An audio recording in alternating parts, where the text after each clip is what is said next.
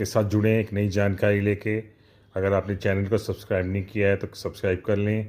ये एक नई जानकारी है जो दैनिक भास्कर नाम के अखबार में आई है, तो मैं इसको ब्लैक बोर्ड पे ना दिखाते हुए आपको अखबार से ही सीधा पढ़ के बता रहा हूँ और समझा रहा हूँ कि ये क्या चीज़ होती है जो कि डॉक्टर साहब ने बताई हुई है। तो खराटे लेना सामान्य बात नहीं है, सामान्य नहीं है खराटे लेना, जो दैनिक भास्कर ने शीर्षक बनाया है, इसका कैप्शन बनाया है। अब हम इसको डिस्कस करेंगे पॉइंट वाइज। नींद के दौरान आने वाले खराटे स्लीप एपनिया का संकेत हो सकते हैं। स्लीप एपनिया एक बीमारी होती है और इसका संकेत हो सकते हैं अगर आप खराटे ले रहे हैं।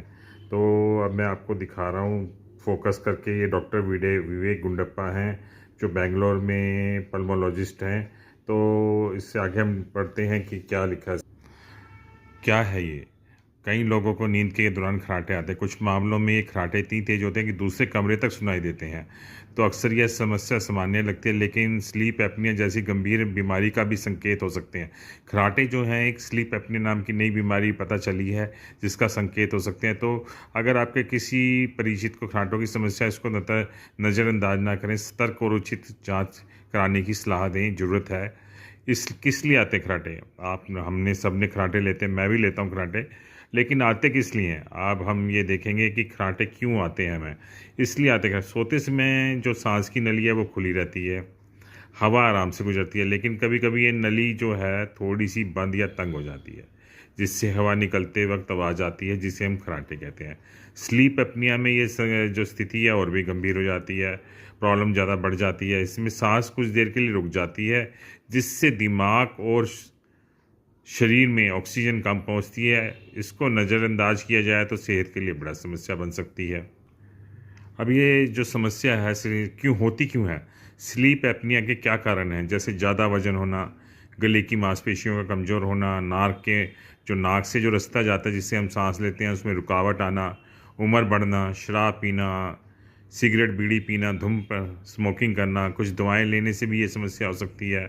पुरुषों में खराटों की लेने की समस्या ज़्यादा होती है।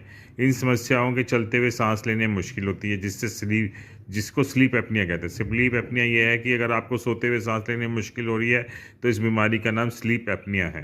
तो अगर आपको सोते समय ऐसा लगता है कि आपकी सांस रुक रही है और अचानक सांस लेने के लिए संघर्ष करना पड़ा, मतलब स्ट्रगल कर रहे हो आप कि सांस नहीं आ रही है बार बार, तो स्लीप एपनिया का संकेत हो सकता है। इसके अलावा दिन में बार बार बिना वजह के नींद आना, सिर में दर्द रहना, मुंह सूखा रहना, फोकस करने में मुश्किल आना, ये स्लीप एपनिया के संकेत हो सकते हैं, मतलब लक्षण हो सकते हैं, सिम्टम्स हो सकते हैं। अगर आपको खराटे लेने की बीमारी स्लीप एपनिया है तो इससे कई बीमारियां भी आपको लग सकती हैं। खराटे लेने की आदत नहीं, एक चेतावनी है कि आपको अपना ध्यान रखना है। शरीर को पर्याप्त ऑक्सीजन नहीं मिलती, जिसके कारण थकान और कमजोरी बनी रहती है और ब्लड प्रेशर हो जाता है, हार्ट प्रॉब्लम्स हो जाती हैं, स्ट्रोक जिसको अधरंग कहते हैं, दिमाग को स्ट्रोक हो जाता है, वो बीमारी भी हो सकती है। मानसिक स्वास्थ्य पर असर पड़ता है, चिंतित रहने लग जाते हैं आप, एंग्जाइटी हो जाती है, चिड़चिड़ापन हो जाता है आपको, एरोगेंस हो जाती है, डिप्रेशन भी हो सकता है आपको। अब जानेंगे इसका क्या इलाज है। डॉक्टर नींद के दौरान सोने के तरीके को, दिल की धड़कन को, दिमाग की गतिविधि को मापने के लिए एक जांच करते हैं, जिसे स्लीप स्टडी और पॉलीसोमनोग्राफी कहते हैं। इससे पता चलता है कि आपकी जो स्लीप एपनिया, अगर आपको है स्लीप एपनिया, तो वो कितना गंभीर है और इसका इलाज का तरीका क्या होगा। वहीं कुछ सावधानियां, कुछ आपने प्रिकॉशंस लेनी है सोते वक्त, जो मैं आपको पढ़ के बता रहा हूँ इस वक्त। सबसे पहले वज़न कम करना बहुत ज़रूरी है।